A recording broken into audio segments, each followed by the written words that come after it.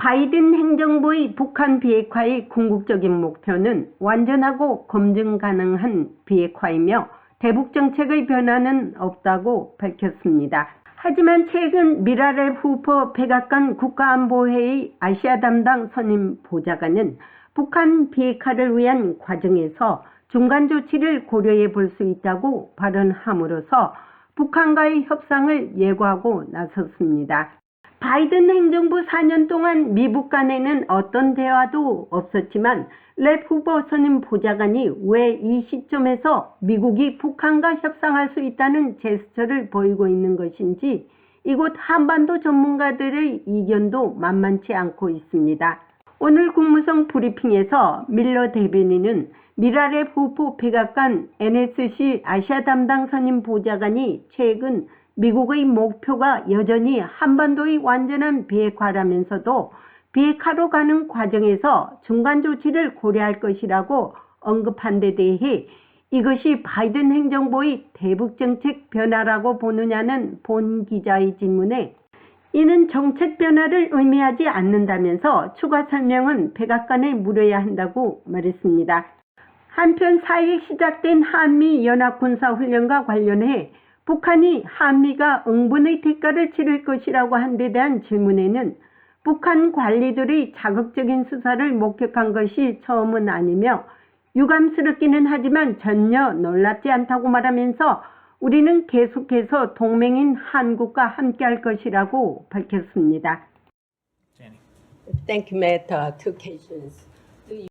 감사합니다. 매트. 두 가지 질문입니다. 미국의 최종 목표는 완전하고 검증 가능한 북한 비핵화입니다.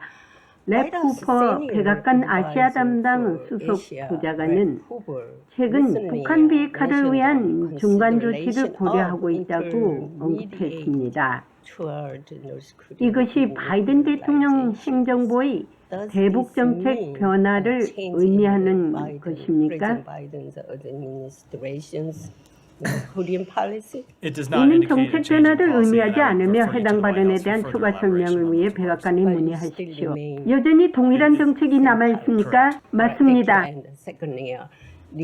두 번째 질문입니다. 현재 진행 중인 한미 연합 군사훈련과 관련해 김정은은 미국과 한국이 대가를 치를 것이라고 경고했습니다.